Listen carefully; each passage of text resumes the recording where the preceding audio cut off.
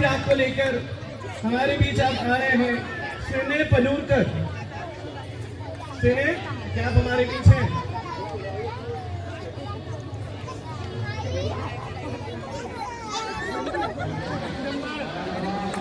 स्नेह,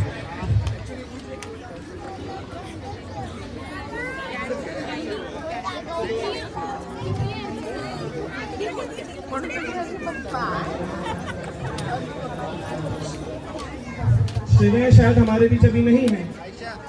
अन्विका चौधरी से मेरा निवेदन है, प्लीज स्टेज पर आ जाएं। बिल्कुल आइए, बिल्कुल आइए। आपका नाम सॉरी।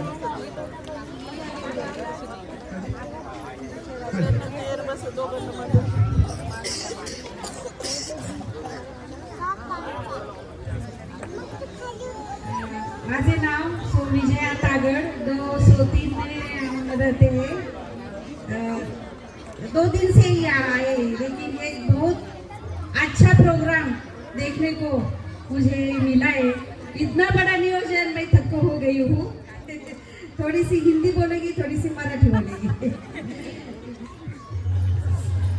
सर्वप्रथम अध्यक्ष, उपाध्यक्ष आणि सेक्रेटरी यांचे मी आभार मानते, धन्यवाद देते त्यांना, कारण त्यांनी इतकं मोठं नियोजन केलं आणि इथे आल्यानंतर हे सर्व पाहिल्यानंतर खूप खूप आनंद झाला।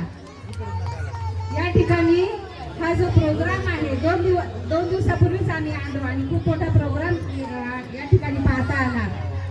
भारतीय संविधान 26 जानेवारी 1950 रोजी या ठिकाणी आपला भारत जो आहे प्रजासत्ताक म्हणून जाहीर झाला आणि म्हणून तो दिवस आपण सर्वजण पाळतो।